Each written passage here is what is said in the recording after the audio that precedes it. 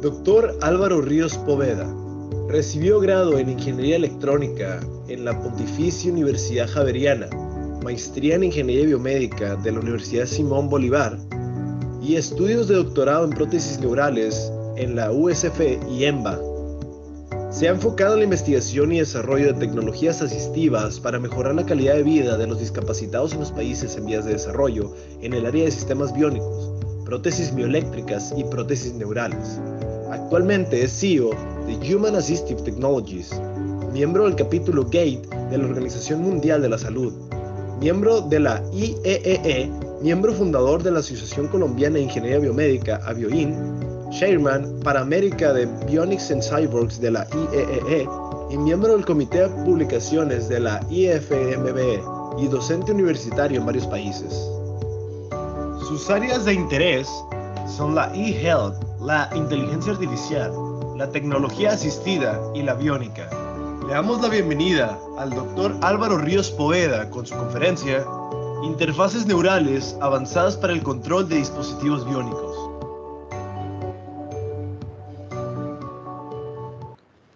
El doctor Álvaro Ríos impartirá la ponencia titulada Interfaces neurales avanzadas para el control de dispositivos biónicos. Muchas gracias por la invitación. Nuevamente, agradecerles a ustedes, a todo el comité organizador de GELA 2021, por esta invitación, por el espacio y la oportunidad que le dan a todos los estudiantes aquí en México de tener este tipo de eventos académicos tan importantes. Y bueno, agradecerle a toda la audiencia también por estar aquí compartiendo con nosotros esta charla. Así que, pues debido a temas técnicos, voy a tener que desactivar mi cámara. Sin embargo, va a quedar la presentación y al final nos volvemos a ver. Entonces, bueno, vamos a hablar hoy sobre interfaces neurales aplicadas al control de sistemas biónicos.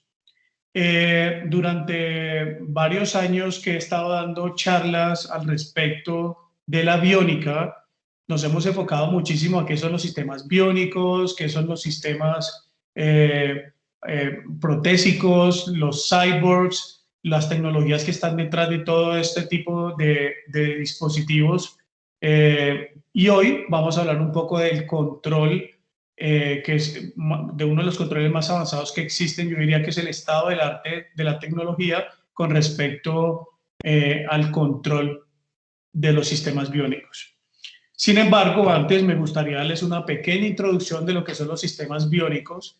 Los sistemas biónicos son dispositivos tecnológicos que permiten de alguna manera reemplazar alguna parte del cuerpo o mejorar la funcionalidad de alguna parte del organismo que esté funcionando mal. Entonces nos permite o reemplazarla en el caso de que la hayamos perdido o inclusive hayamos nacido sin por ejemplo, sin alguna extremidad y nos permite crear ese dispositivo nuevo y de otra manera pues nos permite también a través de la tecnología poder aumentar nuestras capacidades naturales.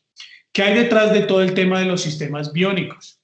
Actualmente nosotros tenemos muchas tecnologías, algunas que son exponenciales al día de hoy, como inteligencia artificial, nanotecnología y sistemas, por ejemplo, robóticos, que pues, nos han ayudado muchísimo en los últimos años a mejorar muchísimo las condiciones y las características técnicas de los dispositivos biónicos. Algunas de ellas, adicionalmente a la inteligencia artificial, es modelo matemático. El modelo matemático es súper importante cuando nosotros hacemos toda la parte de procesamiento de señales y adquisición de señales, muchas veces para no tener que trabajar con pacientes hacemos modelos matemáticos, por ejemplo, de las estructuras neuronales y el comportamiento de la estructura neuronal con cierto tipo de electrodos para hacer toda la simulación en laboratorio antes de llegar a una práctica que cada día va más en desuso, utilizar animales o inclusive ya llegar a la siguiente etapa que sería pruebas en pacientes, en organismos vivos como ser humano, ¿no? Como personas. Entonces, el modelo matemático es bien importante. Los sensores cada vez también cobran un interés mayor Los sensores cada vez tienen que ser muchísimo más pequeños y durar más tiempo. Eso es bien importante tenerlo en cuenta, porque los sensores normalmente que nosotros utilizamos convencionalmente tienen una vida útil de máximo unos 7 u 8 años sin que se cambien las características intrínsecas de los sensores o de los electrodos. Cuando hablamos de sensores, pueden ser diferentes tipos de sensores, incluyendo los electrodos también, que son un tipo de sensores para adquisición de biopotenciales. Y pues esto se ha ido mejorando muchísimo con toda la ingeniería de materiales que hay detrás de todo eso. Los actuadores, estamos hablando aquí de motores o actuadores neumáticos, que son los que más se utilizan en los sistemas biónicos. En laboratorio se utilizan más la parte neumática porque permite pues una mayor velocidad e inclusive mayor fuerza en los dispositivos biónicos. Sin embargo, es un poco complejo al día de hoy utilizar actuadores neumáticos en sistemas implantados o sistemas protésicos porque pues son demasiado pesados y el consumo energético es muy alto. Así que los actuadores son los neumáticos o los motores que nosotros conocemos, los diferentes tipos de motores a los que nosotros no estamos acostumbrados a ver.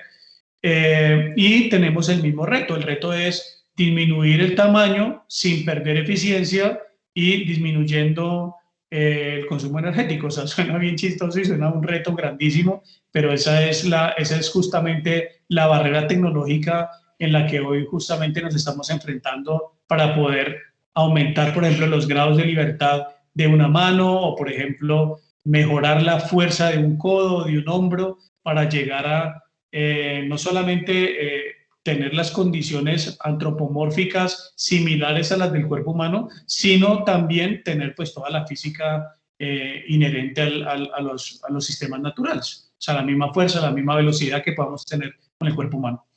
Bien, tenemos toda la parte de procesamiento de señales y aquí pues la mayoría de ustedes que deben ser ingenieros conocen muy bien todo este tema, que es el preprocesamiento, el filtrado de la señal, el procesamiento ya como tal, que más adelante vamos a ver muy enfocado a todo el tema de prótesis neurales, y luego la parte de postprocesamiento. Y aquí cada vez pues los algoritmos son mucho más eficientes, la capacidad de procesamiento cada día es mayor, y aunque nosotros nos estamos enfrentando a una carrera muy rápida en el tema de velocidades de procesamiento y capacidad de almacenamiento de datos, nosotros tenemos una barrera, y esa barrera pues tecnológica va a ser en el momento en que lleguemos justamente a los procesadores atómicos, y luego se están investigando dos líneas paralelas para poder resolver este problema, y es procesadores biológicos que van a trabajar van a ser no monoclonales como los que existen actualmente, convencionales que conocemos los procesadores de las computadoras que tenemos actualmente, sino van a ser multicapa y van a funcionar muy similar a cómo puede funcionar el cerebro humano, haciendo inclusive sinapsis entre varias partes del procesador. Es una forma de resolver el problema.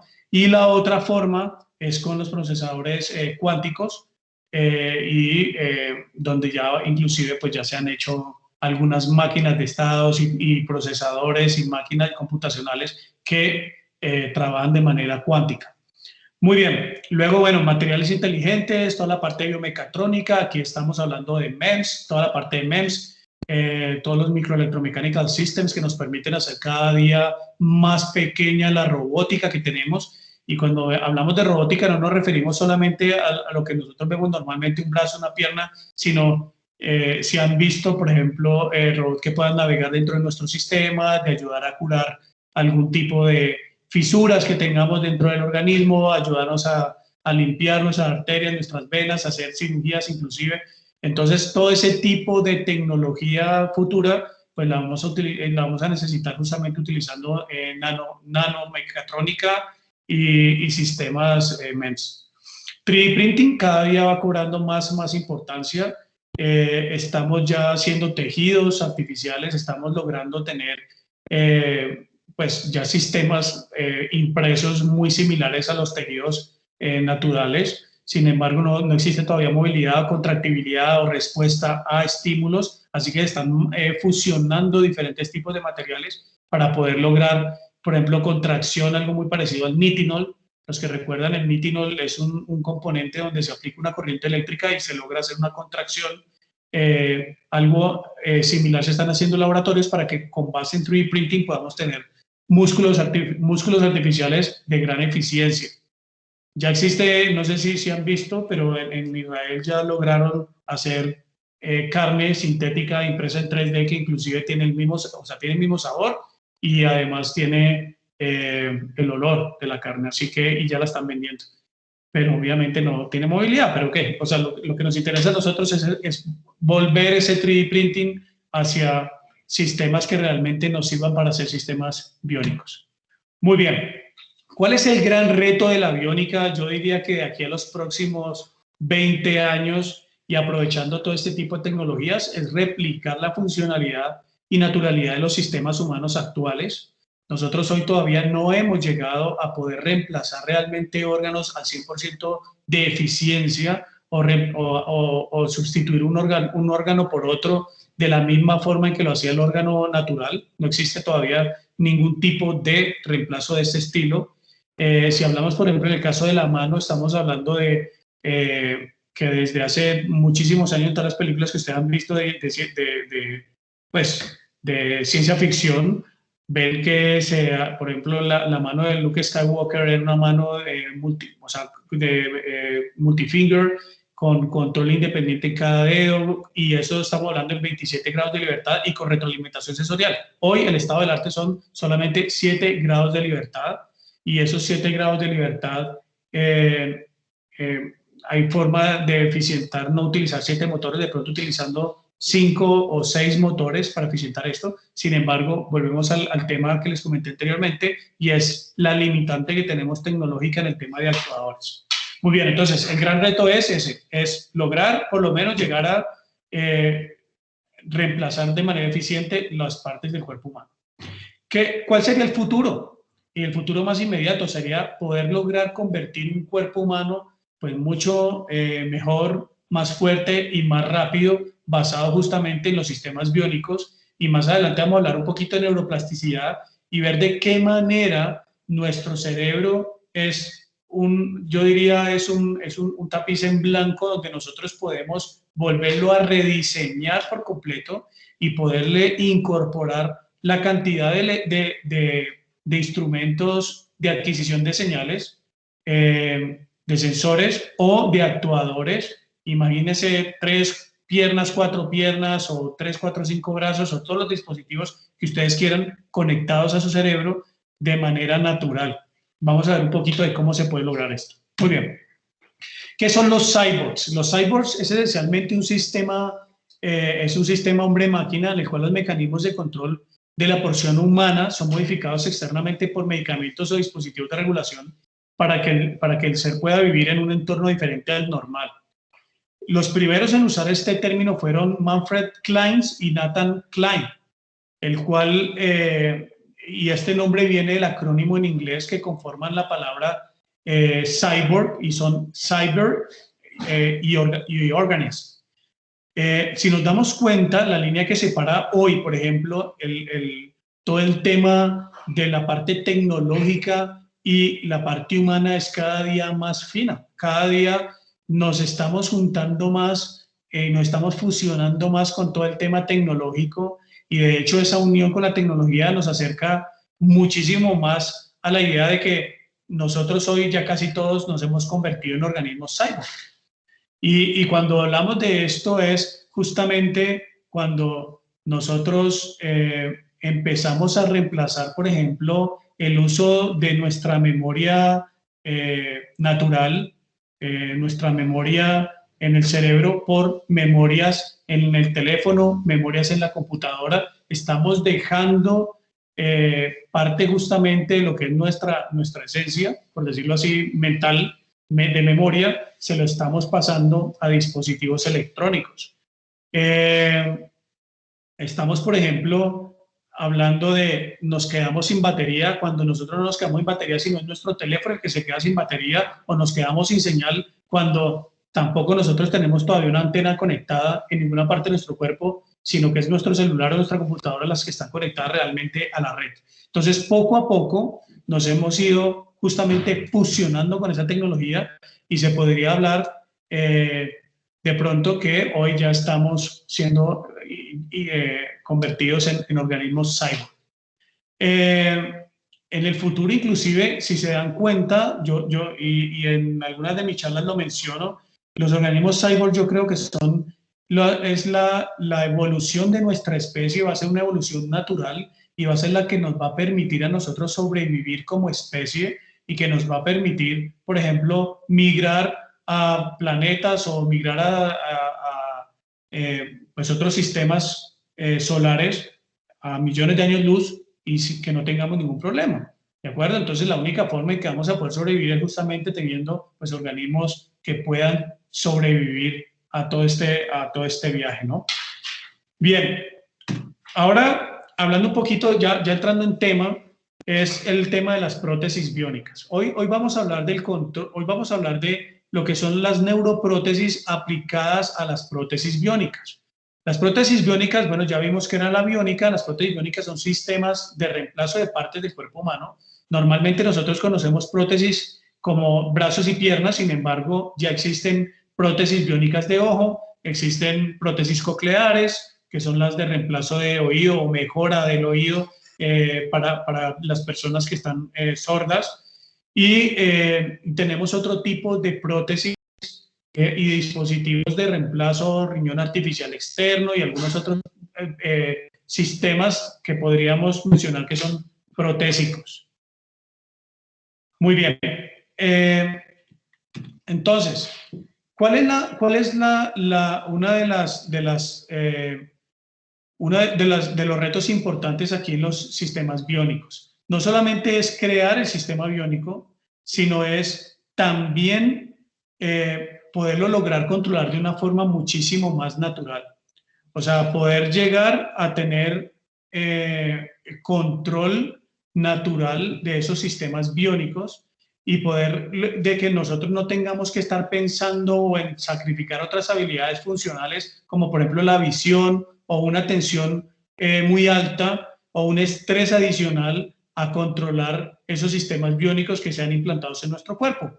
¿Y cómo es esto posible? Pues justamente aquí es donde aparecen los sistemas interfaz cerebro-computadora, los BCIs, que son por sus siglas en inglés, justamente se mencionan así como BCI, y se consideran como la frontera, hoy yo consideraría que son la frontera de la ingeniería de la interacción entre el sistema humano y las computadoras.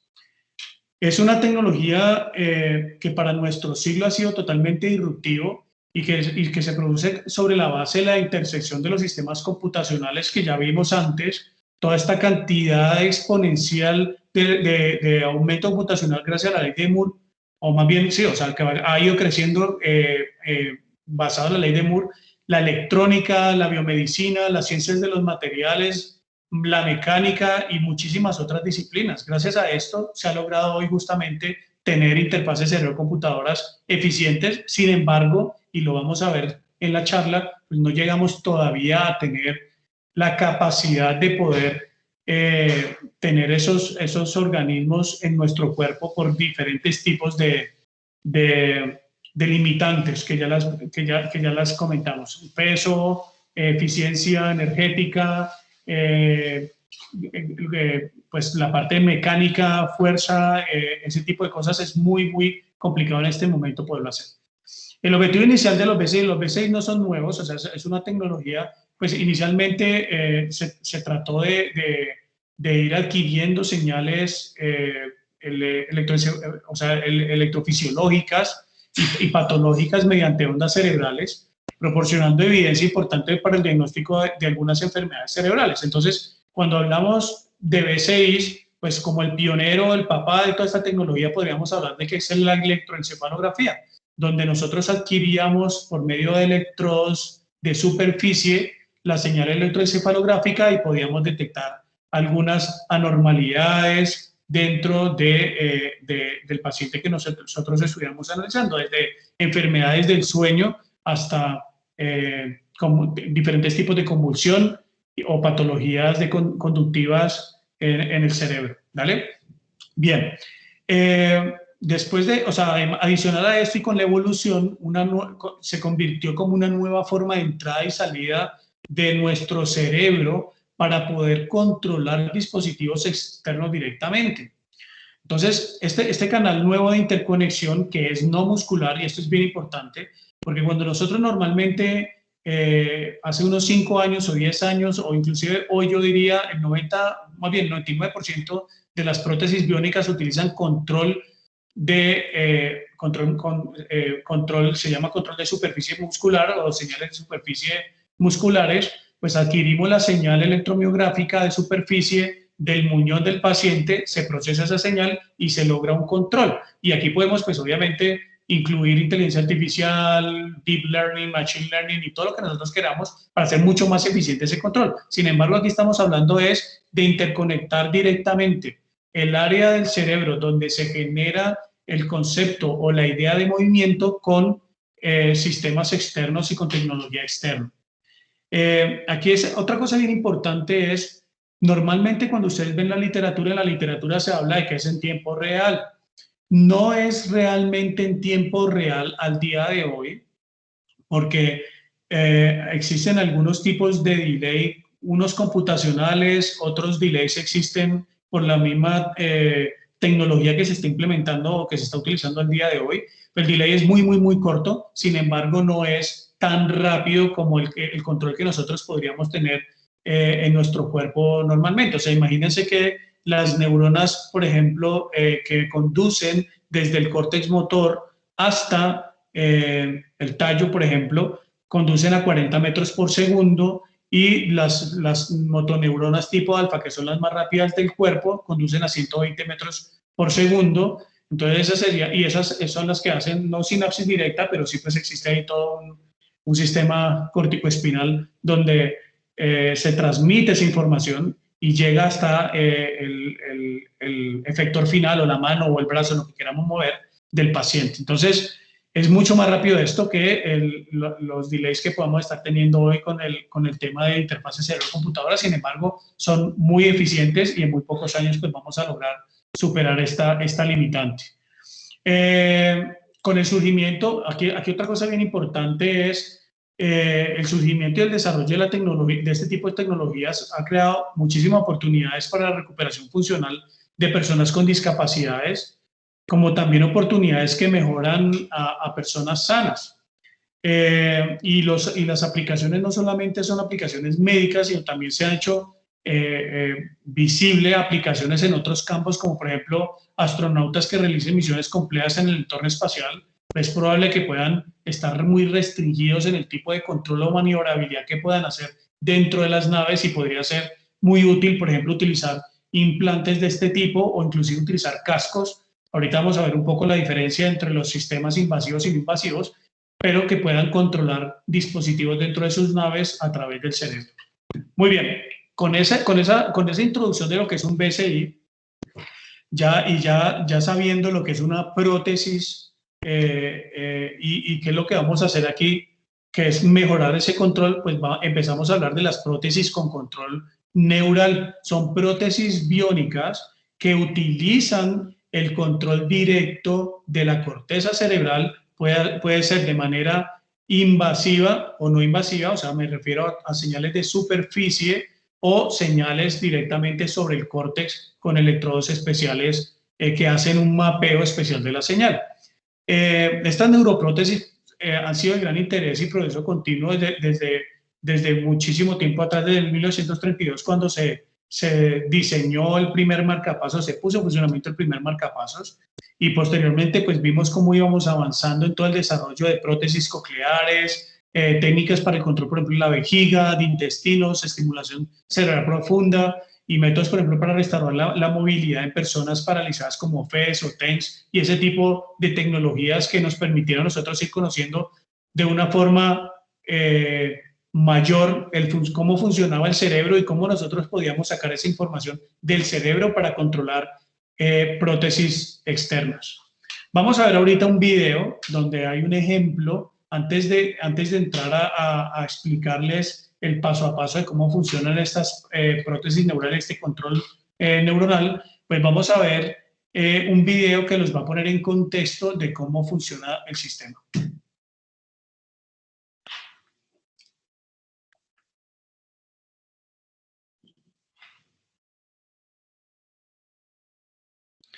Aquí lo que estamos viendo es unos investigadores del laboratorio de física de física aplicada del laboratorio de Johns Hopkins y la escuela justamente de medicina de la misma universidad mostraron por primera vez entre el año pasado y este año el control simultáneo de 2 de los brazos robóticos más avanzados del mundo a través de una interfaz justamente cerebro-computador. Si se dan cuenta aquí, pongan mucha atención en el video, porque se ven, fíjense, toda la cantidad de cables, de equipos, de interconexión entre los aparaticos que ahorita vamos a ver y vamos a hablar un poquito de eso, de los electrodos que él tiene colocados en su cerebro. Fíjense que son 3, están interconectados, manda la señal a unas cajitas negras que están ahí sobre un rack a mano izquierda.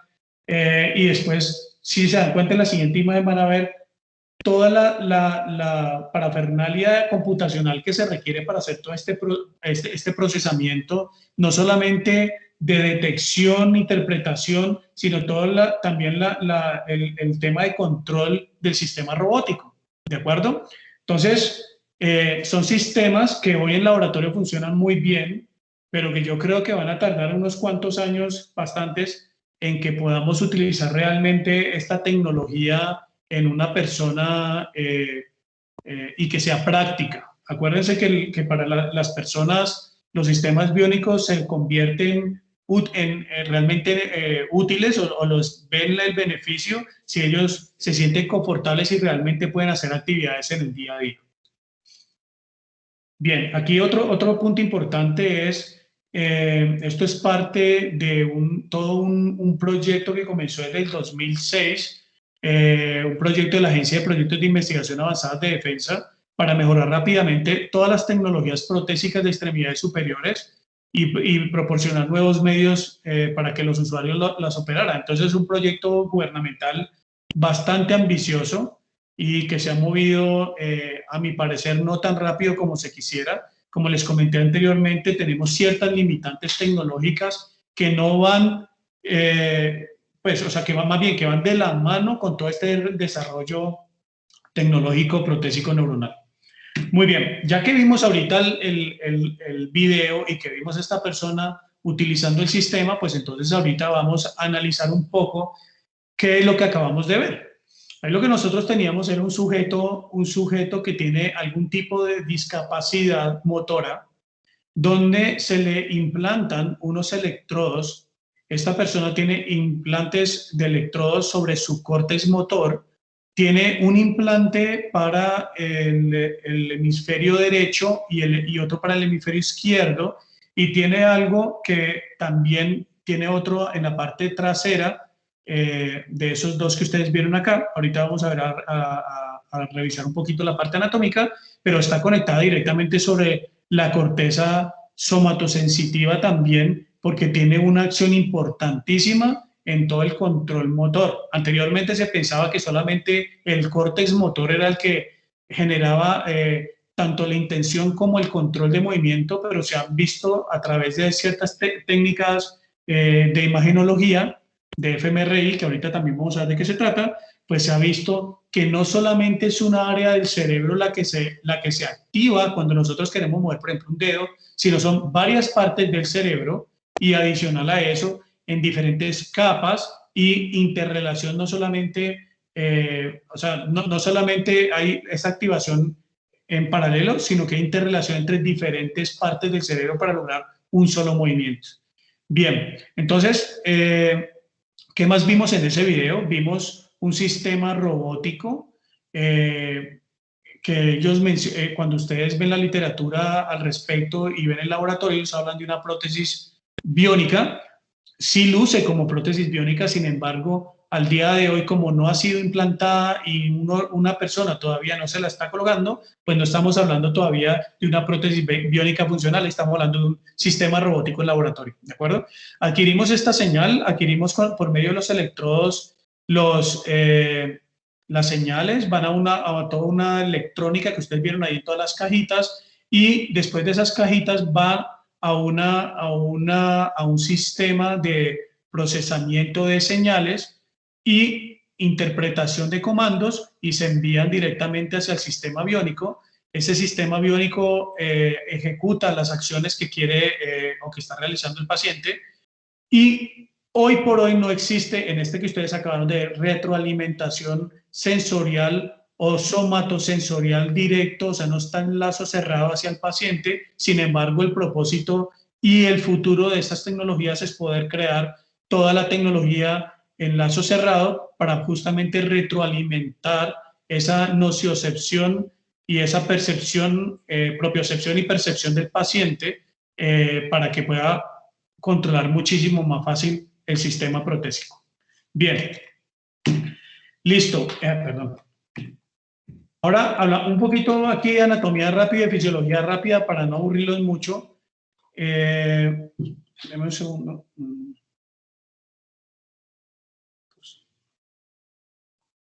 Okay. Bien, tenemos un modelo al lado izquierdo propuesto en 1937 aproximadamente por Penfield y Brodley, donde ellos presentaron por primera vez un mapa cortical que se llamaba el homúnculo. Este homúnculo representaba las áreas corticales correspondientes a cada una de las partes del cuerpo, ¿de acuerdo? Si se dan cuenta, pues teníamos la corteza somatosensitiva primaria y el surco central y la corteza motora primaria a mano izquierda y a mano derecha. O sea, cada uno independiente y cada uno muy sectorizado, muy marcado, con funciones muy específicas. Y esta división es justamente un mapa, se llaman mapas somatotópicos, y estos mapas somatotópicos pues tenían justamente las dos condiciones, que era un orden anatómico muy claro y específico en la que se consideraba pues que no habría variaciones, o sea, cada área muy específica controlaba o sentía una parte del cuerpo. Entonces, sí, basados en este modelo, pues la concepción del movimiento se veía como que el cerebro tenía un proceso organizado de forma muy secuencial. Primero la percepción, después la cognición y la parte cognitiva, y después el movimiento, ¿de acuerdo? Sin embargo, con los años, inclusive el mismo Penfield mencionó que había que tener en cuenta que la adquisición en esa época, los electrodos que ellos utilizaban, electrodos muy grandes, y no podían tener un grado de sensibilidad muy alto y de poder separar realmente grupos neuronales pequeños o inclusive llegar a neuronas para saber realmente qué era lo que estaba pasando en ese homúnculo que ellos estaban plasmando acá, o qué estaba pasando realmente en el cerebro. Entonces, todo esto se ha ido debatiendo, se ha ido analizando a través de justamente tecnologías pues, más avanzadas. Se ha visto, lo que les comentaba anteriormente, una interconectividad, no solamente en áreas cercanas, sino interconectividad de diferentes áreas, tanto motora primaria y motora suplementaria o área premotora, donde antes se creía que no existía interrelación.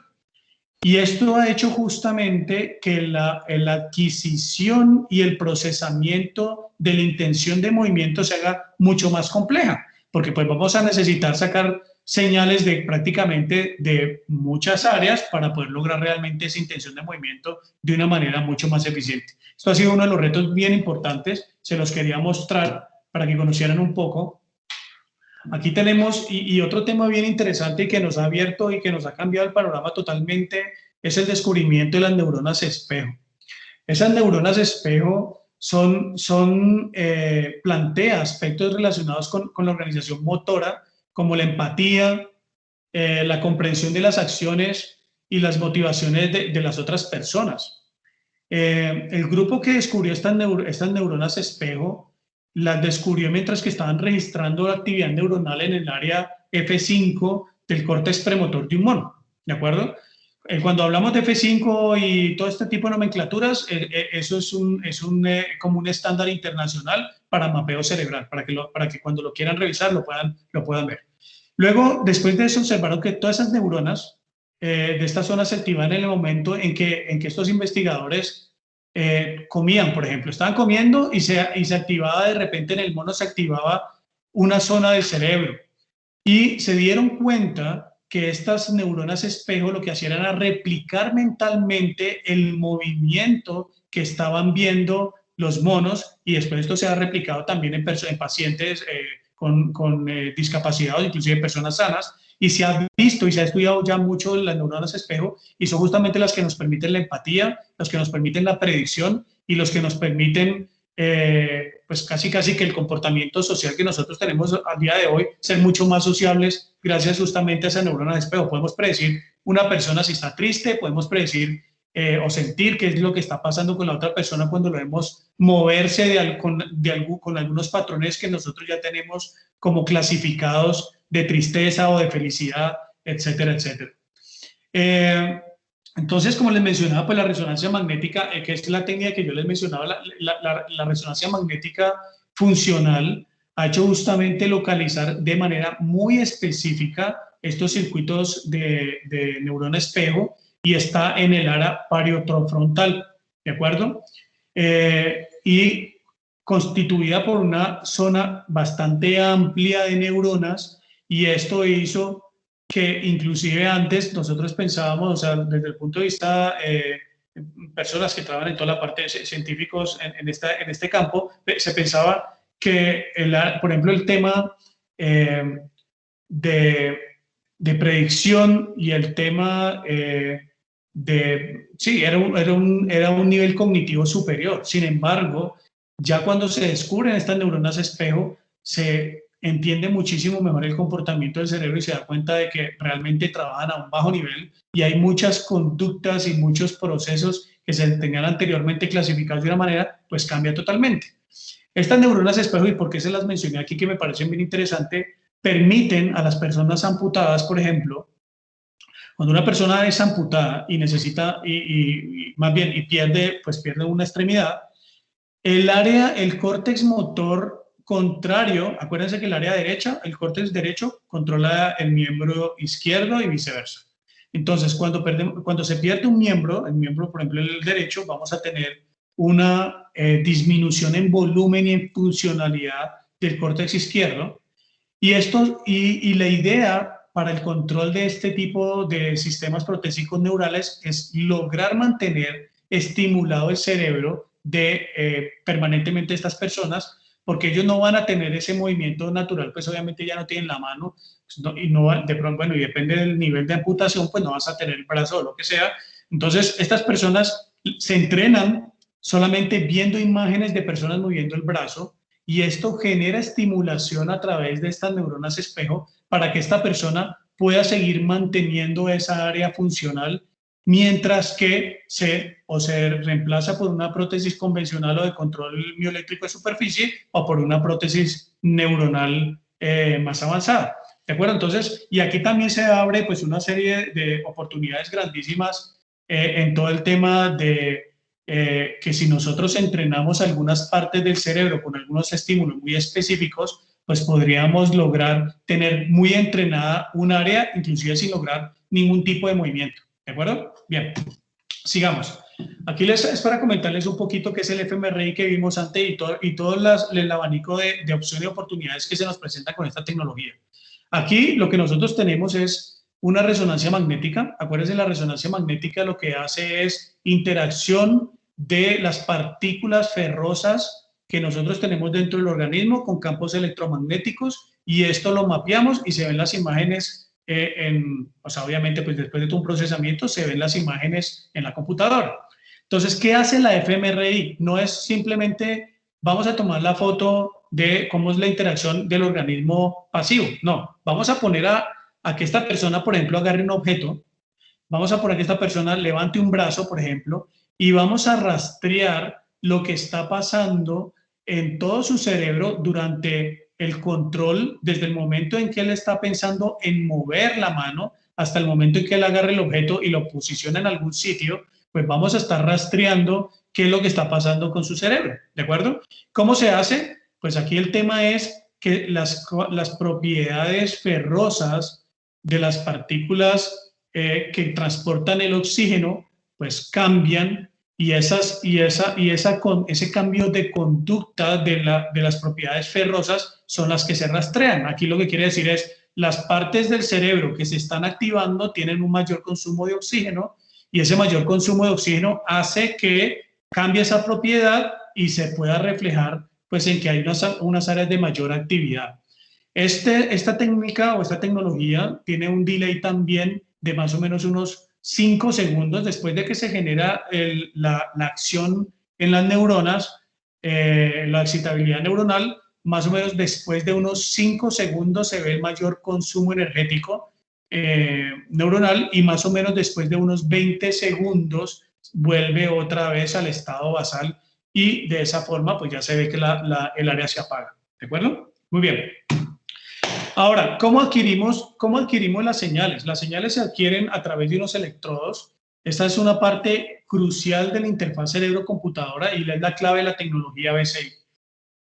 Si no tuviéramos estos electrodos, pues sería prácticamente imposible tomar las señales del cerebro y poderlas procesar. Entonces, según la posición de los electrodos y el método de implantación, el BCI se puede dividir en 3 formas, que incluyen electrodos no intrusivos, los electrodos intrusivos y los electrodos semi-intrusivos. O sea, aquí lo que estamos hablando son electrodos de superficie totalmente, como los electrodos de electroencefalografía. Aquí en la gráfica que aparece lo pueden ver, donde tenemos, se coloca sobre el cuero cabelludo unos electrodos de electroencefalografía y pueden haber una distancia de aproximadamente 3 centímetros. Bien, y tenemos, dependiendo obviamente de la profundidad de donde nosotros queremos hacer el estudio, pues vamos a tener mayor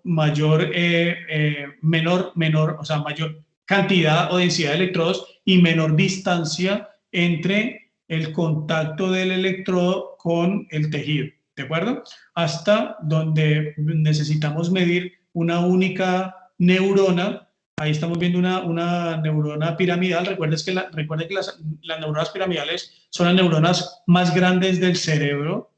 Y yo diría que sí, inclusive en varios libros lo mencionan. En los mamíferos es los tipos de neuronas más grandes que hay. Desde el punto de vista de diámetro, inclusive llegan a tener algunos centímetros de longitud.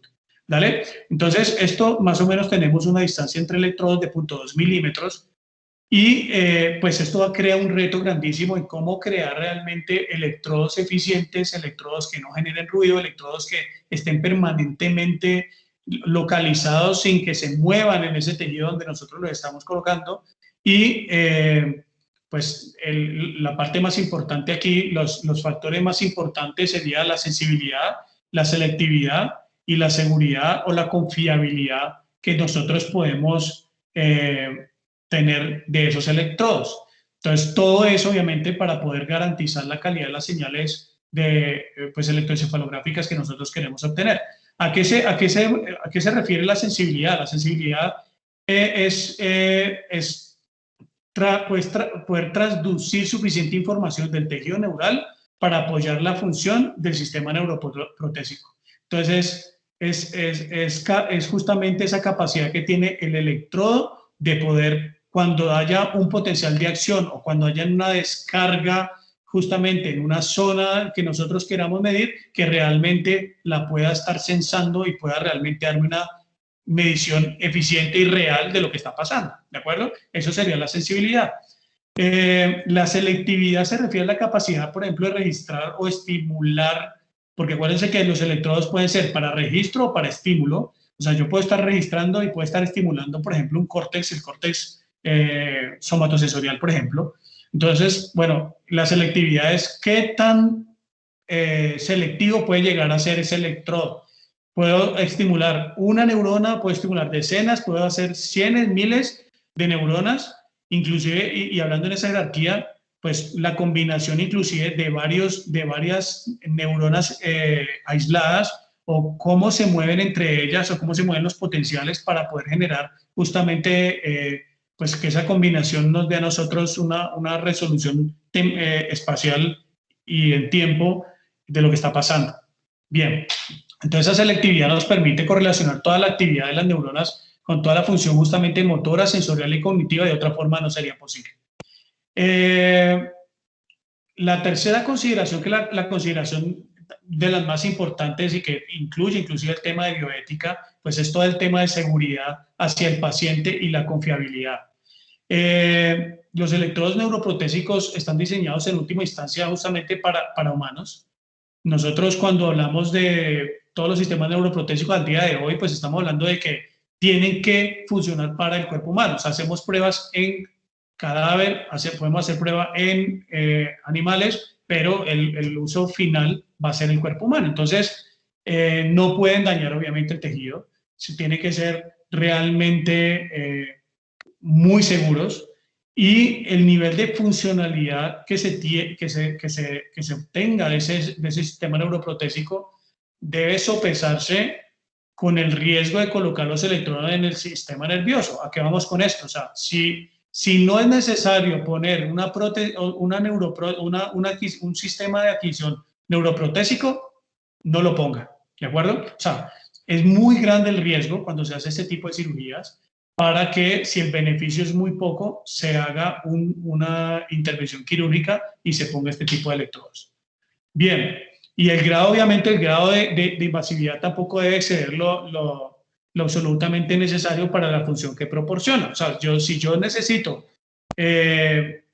sacar, por ejemplo, la actividad alfa del cuero cabelludo, pues yo no voy a necesitar unos electrodos implantados, simplemente hago electroencefalografía y no voy más allá, ¿de acuerdo? Ese sería el tema. Bien, otro punto importante aquí es el tamaño, el material, las áreas de superficie, la rugosidad y la forma de cada uno de los electrodos.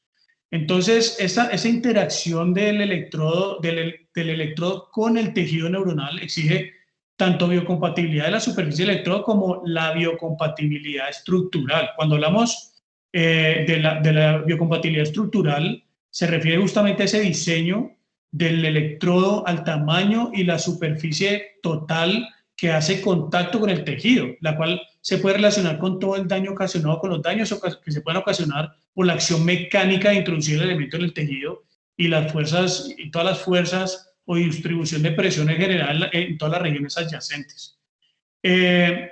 Por otro lado, también se considera que la biocompatibilidad de los materiales en contacto con el tejido, cuya disolución incluso en cantidades mínimas podría generar respuestas del sistema vivo como inflamación, alergia, rechazo de diferentes tipos, irritación, pues se tiene que tener en cuenta también, y es todo el tema que habíamos hablado desde el principio del tipo de materiales, el tipo de química que estemos utilizando para diseñar esos electrodos.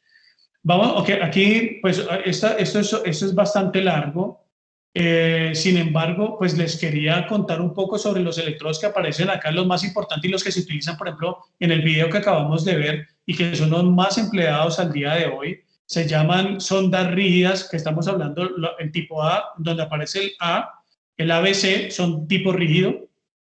Las ondas tipo rígidas son basadas en silicio y son silicon, o sea, son como Silicon Micro Machine Microprobes, así son, en inglés lo pueden buscar así, y están disponibles pues comercialmente. Hoy en día ya están autorizadas por la FDA para pruebas en humanos y se consideran de última generación. Por eso son las que más se utilizan hoy y que inclusive ya se podrían utilizar en sistemas protésicos o neuroprotésicos comerciales. La gráfica B o el cuadrito B, ese tipo de electrodo, que es un electrodo como tipo aguja, donde cada electrodo, si se dan cuenta, tiene unos puntitos verdes. El mismo electrodo tiene varios puntos de contacto. Ese se llama una sonda Michigan. Y el C, donde está la letra C, esa es la matriz de Utah. Y el que produce hoy esta matriz, por lo menos del que ustedes vieron el video anteriormente, es de BlackRock Microsystems y, como les digo, ya está comercialmente disponible. En ambos casos se utiliza una oblea de silicio, y esa es una de las grandes ventajas que se supone justamente a los microwires que se utilizaban anteriormente, y es la posibilidad de tener electrónica integrada en el propio electrodo. O sea, eliminando justamente pues toda la necesidad de un montón de cablecitos para sacarlos del cuerpo, hacer, por ejemplo, acuérdense de los amplificadores de instrumentación, eliminación de ruidos con el amplificador de instrumentación, lo podríamos tener embebido dentro del mismo electrodo. Muy bien, esta imagen que están viendo acá es cómo sería el procedimiento de la colocación del electrodo. Aquí están viendo, pues esto es un cadáver humano simulado, es una maqueta de cadáver. Por ejemplo, estos electrodos que están viendo acá son tal cual los que se utilizaron en el video, y es una tecnología que pues, se fabrica desde 1994, pero ya se habían venido investigando desde 1975. Fíjense todo el tiempo que pasó para que pudieran ser prácticos y se pudieran utilizar, y hasta hace más o menos unos 10 años ya la FDA aprobó justamente la utilización en personas. ¿Qué más tienen de interesante? Bueno, se fabrican desde una pieza de silicio, como les comenté anteriormente, y se microfabrican, o sea, se le coloca, o sea, con algunos tipos de ácido, dando lugar como se dan cuenta, como es una sola pieza, queda como un peine y se llama cama de Fakir de 100 agujas, y se fabrican con configuraciones de 10 por 10, de 10 por 10 electrodos, con un espacio entre agujas de 400 micras aproximadamente, recibiendo... hola. Hola, hola. Bien, perdón. ¿Alguien me puede comentar cuánto tiempo nos queda, perdón? O si ya me pasé. Hola. Bien, la colocación de estos electrodos tiene que ser con una máquina especial de impacto neumático, porque no se pueden obviamente ir poniendo pues poco a poco, sino que tiene que ser un impacto de un solo golpe para que los electrodos no se doblen y realmente queden bien insertos. A veces, bueno, la profundidad normalmente es de 1 milímetro, y a veces quedan algunas puntas fuera del córtex, pues porque recuerden que el córtex no es totalmente plano. Entonces algunas puntitas van a quedar por fuera, unas van a quedar más profundas que otras, pero justamente aquí es donde viene toda la técnica de preprocesamiento y postprocesamiento. Y de los que quieran trabajar con este tipo de electrodos, para que conozcan un poco el tema de impedancia, estamos hablando de que son unos electrodos con unos 160 kiloohmios de impedancia de entrada hacia el tejido. Muy bien. Uno de los electrodos que se está trabajando y que se está investigando y viendo si son viables, o sea, ya se han visto que sí son viables, o sea, me refiero, ya los papers dicen que sí, sin embargo, todavía no se utilizan en humanos. Son los electrodos flexibles, tienen unas propiedades con mucha ventaja, si se dan cuenta, versus a los anteriores, a los Utah, porque aquí no necesitamos introducir los electrodos en el córtex, y todos los electrodos harían contacto sobre la superficie independiente de las anomalías que podamos tener anatómicas del mismo córtex, ¿no? Entonces, muy probablemente este tipo de electrodos flexibles van a ser el futuro de los electrodos para prótesis neurales. Además de eso, tienen pues la parte mecánica, como están viendo, se acomoda muy bien a la superficie, tienen muchísima flexibilidad, la biocompatibilidad es muy alta, y bueno, se espera que esto realmente sustituya a los electrodos anteriores. Además, si se dan cuenta, en el mismo espacio podemos lograr una densidad de electrodos muchísimo mayor al simplemente poner un solo puntito de conductor, en vez de que sea pues toda una aguja, así sea hecha por una misma bloque de silicio. Muy bien. Y el futuro, hacia donde se está apuntando esta tecnología de adquisición de señales, son los electrodos de grafeno. Se llaman electrodos neurales transparentes, y brindan oportunidades únicas para la investigación simultánea de electrofisiología, diversas modalidades, por ejemplo, imágenes neurales y optogenética. Son diferentes técnicas, no todas son para neuroprótesis, pero son electrodos que vamos a poder emplear para diferentes tipos de adquisición de señales, inclusive para el tema optogenético. Los electrodos de grafeno, por ejemplo, esos que están viendo aquí, se han demostrado que tienen una mayor transmitancia, tanto en la longitud, o sea, en las longitudes de onda amplia, como más bien en todo el espectro de frecuencia que se utiliza en las señales que nos interesan. Más o menos un 90% de eficiencia superior a los electrodos anteriores, y en comparación, acuérdense que los electrodos anteriores eran de pues, de diferentes materiales y se comparan, por ejemplo, con los de indio y estaño, tienen una ventaja como de un 80% adicional, y con metales ultra finos de un 60% de eficiencia superior. También otras aplicaciones en las que se podría emplear sería matrices de electrodos penetrantes transparentes, electroretinografía, por ejemplo, para implantes visuales, para hacer ojos biónicos, y pues electrodos múltiples para electromiografía y para adquisición de señales periféricas. Muy bien, ahora vamos a hablar un poquito, ya una vez ya adquirimos esta señal y ya tenemos las señales electroencefalográficas, pues tenemos que hablar un poco de cómo vamos a hacer ese procesamiento de la señal. Este cuadro que ustedes están viendo acá es un diagrama general de lo que es un sistema BCI. Aquí nosotros tenemos el diagrama de bloques del video que ustedes vieron y de la estructura que les mostré anteriormente del paciente con la prótesis. Nosotros aquí tenemos una intención de movimiento creada en la zona motora principal o en la M1. Esa intención de movimiento se hace una adquisición primero a través de los electrodos que ya vieron, y se hace un preprocesamiento de la señal que incluye pues toda la eliminación de ruido.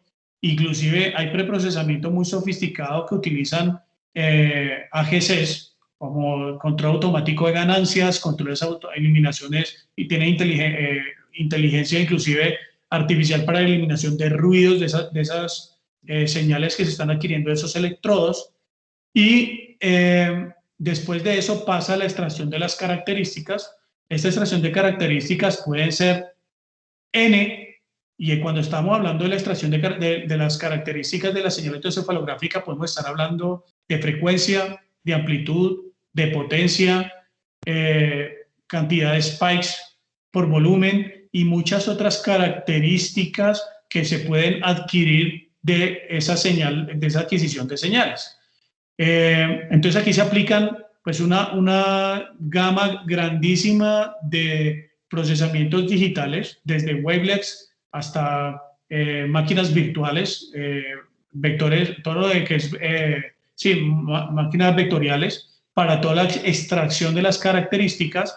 Una vez tenemos esa adquisición, tenemos esas características, sabemos muy bien qué es lo que queremos evaluar, lo pasamos al reconocimiento de patrones, y ese reconocimiento de patrones lo que hace es decirme a mí si esa intención de movimiento era del dedo índice o del dedo meñique, o qué era lo que yo quería mover, si era el codo, cómo lo quería mover. Entonces aquí se utilizan, ahorita lo vamos a ver en las siguientes diapositivas, pero aquí les quería dar como una introducción.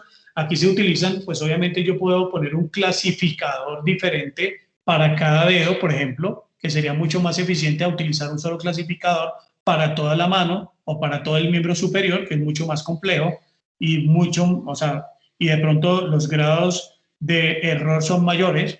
Entonces lo que normalmente se utiliza es que se pone un clasificador para cada parte que nosotros queremos evaluar. Muy bien, después de esto viene toda la parte de postprocesamiento, y en esta parte de postprocesamiento es donde esos reconocimientos de patrones se convierten en control para el movimiento, para control de movimiento para la máquina que nosotros queramos controlar. O sea, en el caso del video eran los brazos mecánicos que ustedes vieron moviéndose, ¿de acuerdo? Entonces, ya con esto, pues se devuelve la retroalimentación al paciente.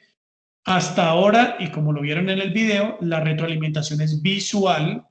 Visual, esto es bien, bien importante. Esa retroalimentación visual es la que le da justamente al cerebro la capacidad de poder saber en qué parte del espacio está. Recuerden que esta persona no tiene ni aparatos tendinosos de Golgi, ni tiene uso muscular para que le entreguen la retroalimentación sensorial, tanto de propiocepción como de percepción al paciente. Entonces, la única retroalimentación que el paciente tiene es visual, y con esto complementan en lazo cerrado pues todo el sistema de control. ¿De acuerdo? Y este método que yo les acabo de mencionar son métodos deductivos,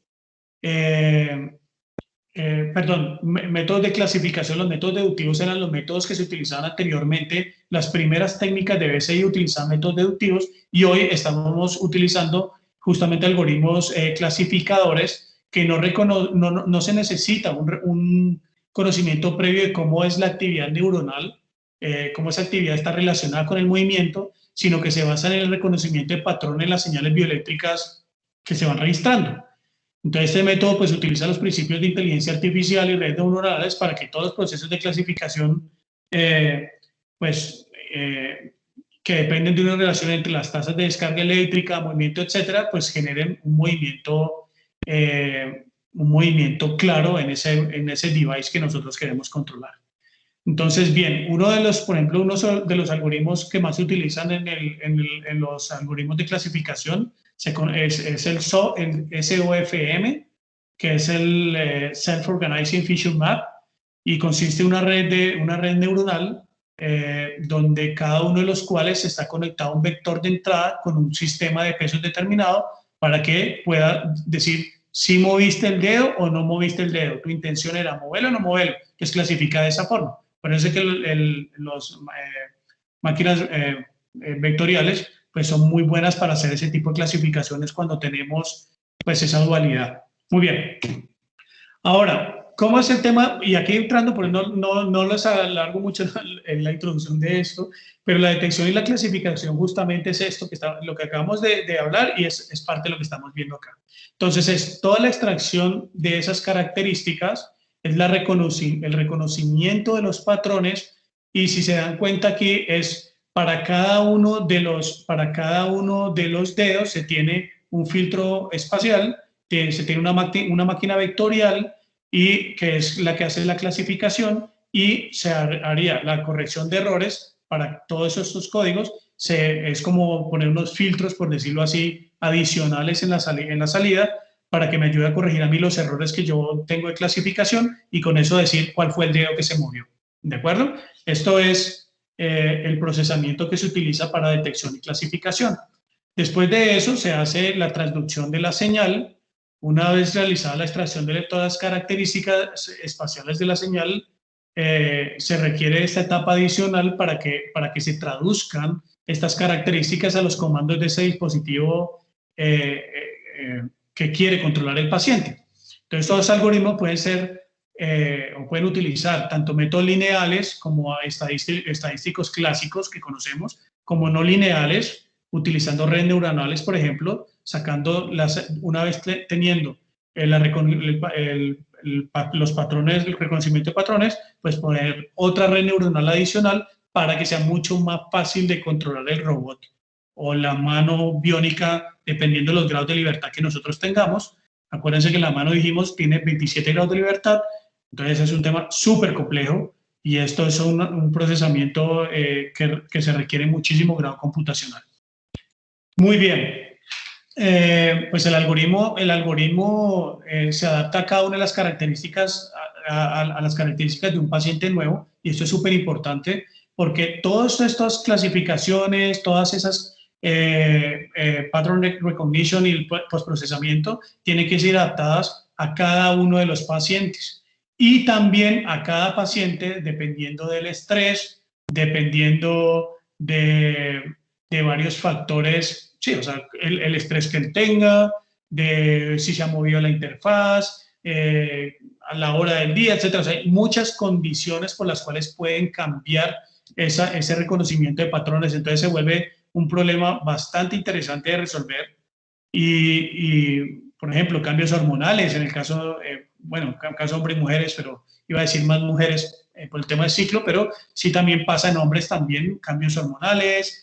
Medio ambiente, o sea, también el medio ambiente puede generar muchísimo ruido, cuando por ejemplo tenemos lámparas de neón cerca o cuando tenemos campos, etcétera, puede generar muchos artefactos sobre la señal, así que pues esa parte de postprocesamiento también es vital para que realmente funcione todo este sistema en conjunto. Muy bien. Hay otro tipo de prótesis neurales y otro tipo de prótesis neurales van directamente conectados a los nervios periféricos. Cuando hablamos de nervios periféricos, estamos hablando de los que controlan la mano, los vías eferentes, ¿de acuerdo? Entonces, lo que se hace aquí es que se utilizan un tipo de electrodos que en forma de espiral, que lo que hacen es, le dan la vuelta al nervio, se saca la información y literalmente, o sea, cada vez que el paciente envía la señal por ese canal eferente, se saca la señal de control para poder lograr el movimiento de esas prótesis biónicas. Este método es un método que hoy ya se está utilizando en algunos tipos de prótesis, por ejemplo en el brazo Luke, que ya lo vamos a ver, y es este brazo Luke es uno de los brazos más avanzados desde el punto de vista protésico, también muy costosos. Estamos hablando de unos $120,000 a $150,000 solo la mano, sin cirugía, sin el posquirúrgico, ni prequirúrgico, ni nada, solamente el dispositivo, sin electrodos inclusive. Entonces, pues se vuelve inviable, impráctico para muchos pacientes, que nosotros tenemos 140,000 nuevos amputados cada año aquí en México, por ejemplo. No es fácil de llegar a adquirir este tipo de tecnologías. Bien, vamos a ver entonces el video de lo que es el brazo Luke. Concentration at first.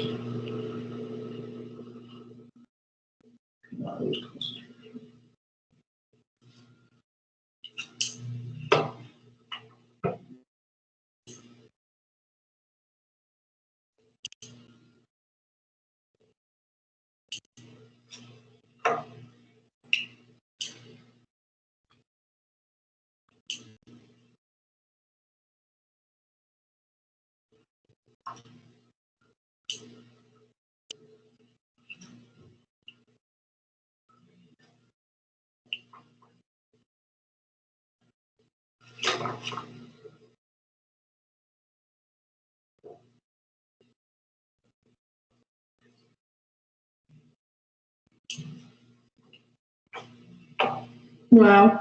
Good. Good. Bien, aquí lo que vimos es este brazo, y se llama el brazo Luke justamente por Luke Skywalker de la película La Guerra de las Galaxias, donde los 80s, inicios de los 70s, inicios de los 70s, pues Luke Skywalker pierde un brazo y en la película muestran cómo después de una cirugía, pues sale Luke Skywalker con un brazo y una mano totalmente controlable, con todos los dedos con control independiente en cada dedo, y además podía sentir. Entonces, aquí le están dando pues un tributo a esta tecnología de esa época. Sin embargo, pues no se logra todavía tener la retroalimentación sensorial que sí se tiene en el caso del brazo Luke original. Muy bien, este brazo, por ejemplo, utiliza electrodos implantados en vías eferentes en el sistema nervioso periférico, y de esa forma el paciente puede controlar con ese grado de precisión. Sin embargo, es en cuenta que él todo el tiempo está sacrificando otra habilidad funcional. ¿Cuál es? La visión. Él todo el tiempo tiene que estar viendo cuándo está agarrando el huevo, si se le cae, si lo agarró bien, si no lo agarró bien, y además de eso, si lo rompe o no lo rompe. O sea, él tiene que estar todo el tiempo, o si se le va a caer, entonces él tiene que estar todo el tiempo sacrificando esa habilidad funcional para poder todavía ejercer ese tipo de tareas que, pues, para nosotros, los que tenemos las dos manos, pues podemos hacer sin ningún problema. Muy bien. Y ahora quiero mostrarles un video donde también estas son las primeras prótesis en el mundo que utilizan control neuronal, también de sistema nervioso periférico, y utilizan para el control de miembro inferior. Gumi Olafsson doesn't have to think about how his foot moves. That's despite sporting a bionic prosthetic leg. He felt the new sense of control over his bionic limb almost instantly. As soon as I put my foot on, it took me about 10 minutes to get control of it. And I could stand up and just walk away. It's all thanks to tiny sensors in his remaining leg muscle picking up the brain's signals to nerve endings and linked to a receiver in his prosthesis. Össur Thorvaldar Ingvarsson performed the surgical procedure to insert the sensors in patients. We put in sensors into the muscles to pick up this signal, and then in fact that signal is moved away into the prosthetics, and then the prosthetics react as your brain actually wants.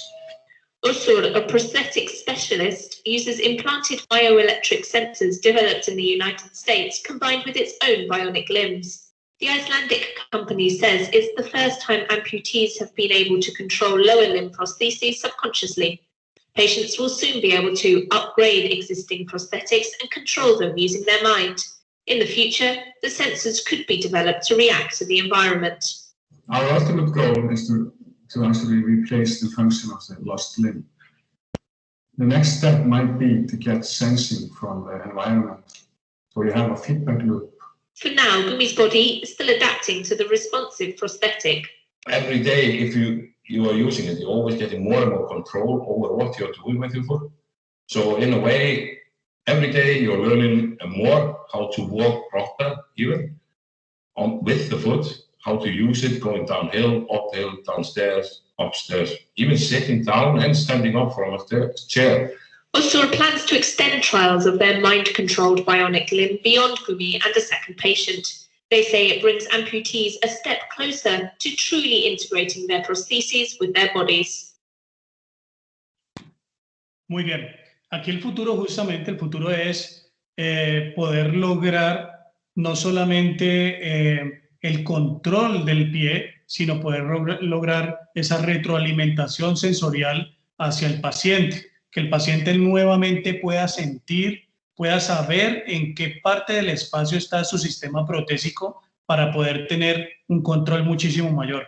Como yo les comenté inicialmente, el área de corteza motora y el área motora principal tiene una relación muy estrecha con el área somatosensorial y depende, muchísimos movimientos finos dependen justamente de esa retroalimentación que existe entre los usos musculares y los aparatos tendinosos de Golgi, que son los que nos dicen cuánta fuerza se está realizando en los músculos y en qué posición está nuestro músculo con respecto al espacio. Entonces, si no se logra cerrar ese ciclo, sigue siendo un tema complejo de control hacia los pacientes.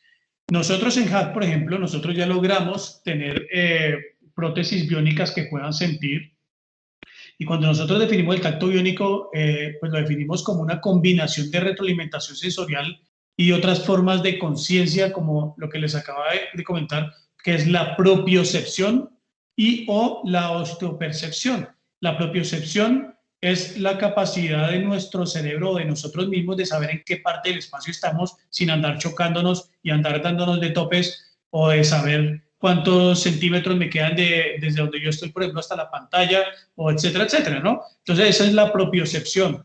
Y otra forma de lograr esto es a través de la osteopercepción, donde se puede, pero este es un método invasivo, se pone directamente se hace osteosíntesis sobre los huesos y de esa forma se puede retroalimentar presión, o más bien fuerzas, y el paciente puede sentir de alguna forma la posición, entre comillas, de su prótesis y la fuerza que se está realizando en la prótesis cuando hace algún tipo de actividad.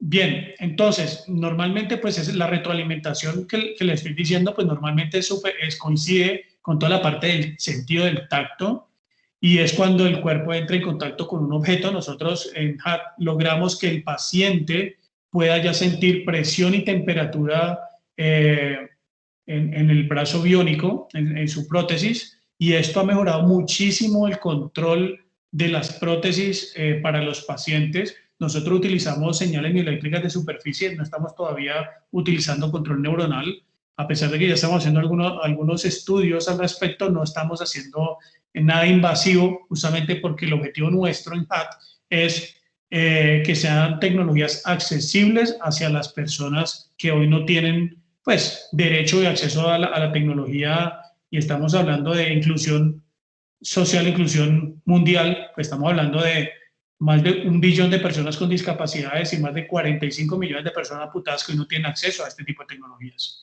Muy bien. Continuando, entonces tenemos, y ya casi terminando, tenemos el tema de la neuroplasticidad, que se los comentaba inicialmente, y aquí es cuando yo les decía que tenemos un papel, un tapiz en blanco, listo para hacer lo que nosotros queramos. Si se acuerdan, inicialmente teníamos un homúnculo donde decíamos, bueno, cada parte del cerebro está relacionada con el movimiento de tal parte o con la sensación de tal otra, ¿de acuerdo? Hoy por hoy se sabe que no es así. Hoy por hoy sabemos que cualquier parte del cerebro puede ejecutar o reemplazar partes del cerebro que han tenido un ictus o que han tenido algún otro tipo, otra enfermedad.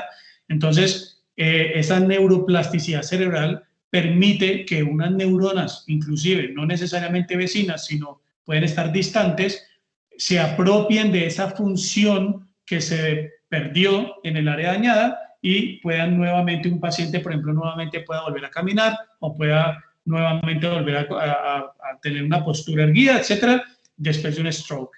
Entonces, esta neuroplasticidad nos habla justamente que nuestro cerebro no tiene límites. Nuestros límites están en los transductores que nosotros estamos utilizando hoy.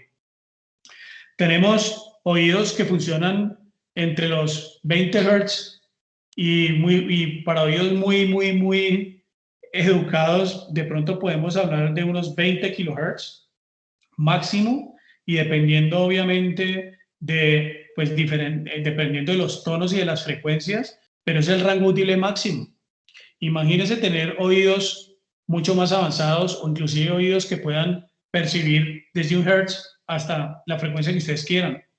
O ojos que no vean solamente en el espectro visible, que es una limitante justamente de nuestra retina, sino que puedan ver en el rango de infrarrojos o ultravioletas, y que nosotros podamos conectar ese sensor nuevo a alguna parte del cerebro, empezarlo a entrenar, aprovechar esas neuronas espejo, empezar a entrenarlos, empezar a enseñarle al cerebro a que pueda recibir informaciones diferentes, o inclusive otras áreas del cerebro, a ponerle, ¿por qué no?, otro brazo, brazos mucho más, no sé, poderosos que el que nosotros tenemos, manos con más herramientas, por ejemplo, que el que nosotros tenemos, y que esa interconexión de ese brazo mucho más sofisticado lo podamos tener mapeado o conectado sobre el córtex, sobre alguna parte del córtex, ya no necesariamente el motor, y que podamos hacer tareas en manera paralela de otros brazos, otras piernas, otros ojos, otros sensores que hoy normalmente no tendríamos.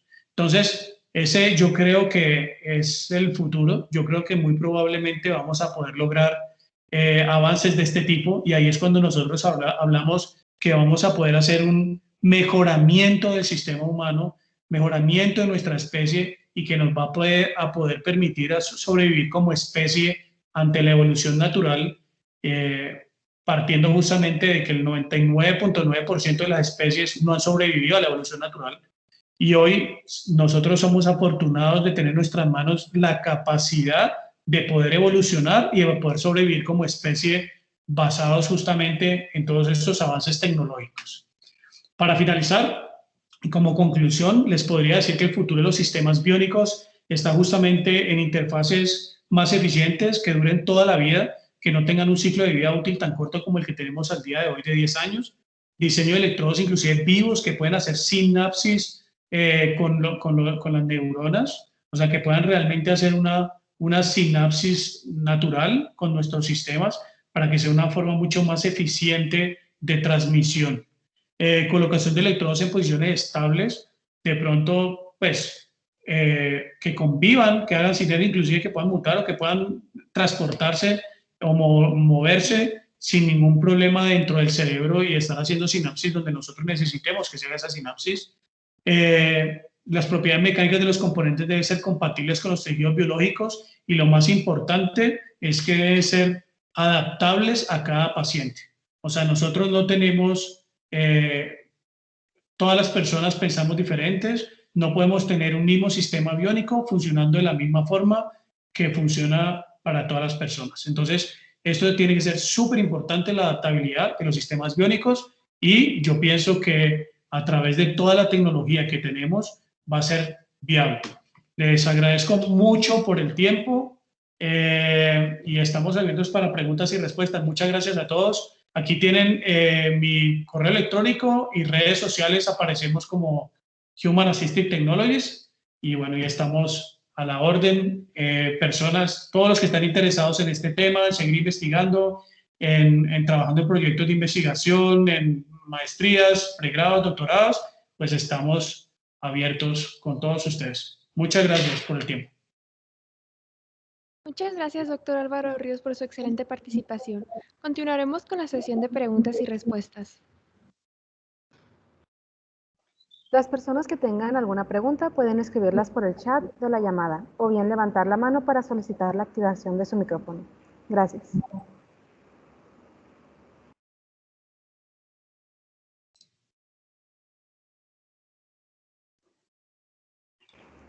Iniciamos la sesión de preguntas con la pregunta de Oscar Valenzuela. ¿Cualquier persona puede ser candidato para tener ese tipo de prótesis o hay personas con limitaciones psicológicas o neuronales? Si tienen el córtex, a ver, aquí la pregunta es muy interesante porque son dos cosas diferentes. Uno es la capacidad estructural, anatómica, funcional de poder generar el concepto de movimiento y de poder generar esos patrones hacia la máquina, hacia el BCI. Y otra cosa es si yo puedo generar o no generar patrones de movimiento. Entonces, es adaptable a cualquier persona sana, sana en el área de córtex motora, a pesar de que tenga algún tema de movilidad de miembro superior o miembro inferior, ¿de acuerdo? Pero sí tiene que ser una persona sana desde el punto de vista cognitivo y que pueda generar esos patrones de movimiento hacia el PCI.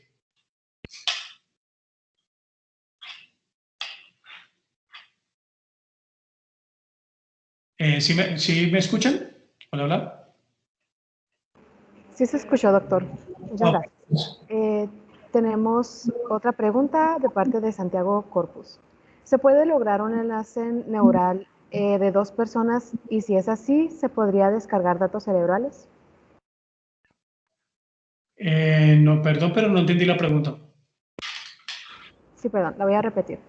¿Se puede lograr un enlace neuronal de dos personas y si es así, ¿se podría descargar datos cerebrales?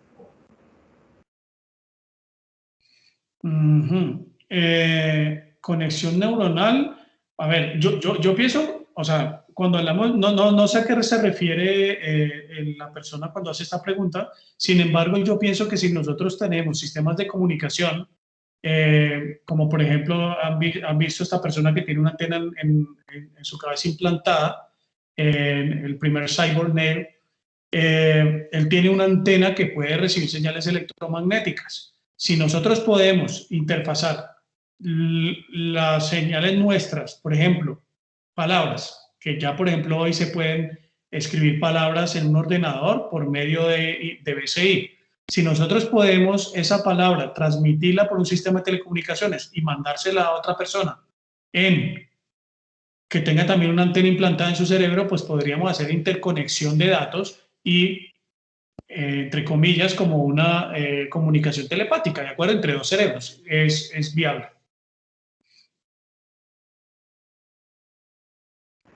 Muchas gracias. Por cuestiones de tiempo, la última pregunta es por parte de Joana Oña. Pregunta. Buenas tardes.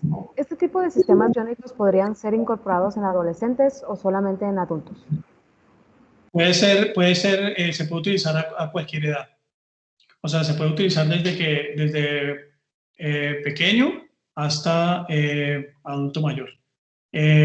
Acuérdense que la plasticidad cerebral, inclusive entre más chiquito es mejor, y una persona, un niño, por ejemplo, que tenga este tipo de problemas, si se le implanta una prótesis neuronal, se trata desde pequeño que maneje un sistema protésico neuronal, pues para él va a ser algo súper sencillo, va a ser lo natural, así, o sea, va a ser algo que realmente lo puede utilizar de una forma mucho más fácil que si ya el cerebro está mapeado y el cerebro está con unos canales y unos pads neuronales organizados, pues va a ser más difícil cambiar esa estructura, moverla para otra, crear esa plasticidad o adquirir la señal de control. Entonces, yo pienso que cualquier edad es viable utilizar el sistema. Con esto damos por culminada la sesión de preguntas y respuestas. Agradecemos la destacada participación del doctor Álvaro Ríos en la quinta edición de GILA, con la conferencia Interfaces Neuronales Avanzadas para el Control de Dispositivos Biónicos. Muchas gracias, doctor. Muchas gracias a ustedes por el tiempo, por la invitación y les deseo muchos éxitos. Muchas gracias.